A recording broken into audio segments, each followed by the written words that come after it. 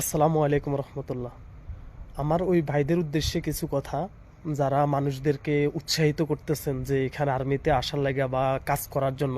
ভাই, আপনারা হয়তো আলহামদুলিল্লাহ বেঁচে গেছেন বা আপনাদের কন্ট্যাক্ট শেষ হয়ে গেছে, এই জন্য আপনারা স্বেচ্ছায় যোগদান করছেন।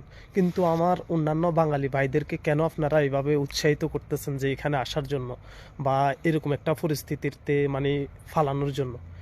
আমি আমার ওই সকল ভাইদের বলতে চাই, ভাই আপনারা এরকম মানুষদেরকে উৎসাহিত করেন না। কিল্লেগা আপনার সরল সহজ উক্তিগুলা শুনে ওরা আরো উৎসাহিত হইব, কিন্তু এখানের যে বাস্তব পরিস্থিতিটা সেটা আপনি যেহেতু ছিলেন, আপনি ভালো বুঝতে পারেন, বা আমরা আছি আমরা ভালো বুঝতে পারতেছি কি একটা পরিস্থিতি যাইতেছে। তো মানুষদেরকে এভাবে উৎসাহিত করেন না, কারণ আপনারা হয়তো স্বেচ্ছায় যোগদান করছেন, কিন্তু আমরা যারা দালালদের মাধ্যমে আইসা ফাইসা গেছি, আমাদের অবস্থা কি বলেন?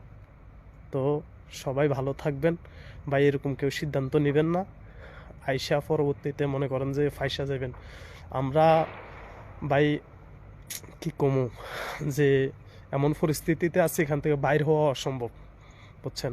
একমাত্র আল্লাহ রব্বুল আলমিন যদি হেফাজত করে, যদি শেষ পর্যন্ত থাকতে পারে, যে যে মনে করেন যে ফাঁসের আপনজন হারাইছে সেই বিষয়টা বুঝতে পারে, যে তার দুই চোখে মনে করেন যে যেগুলা দেখছি মানে বলি বুঝাইতে পারবো না ভাই, বুঝছেন?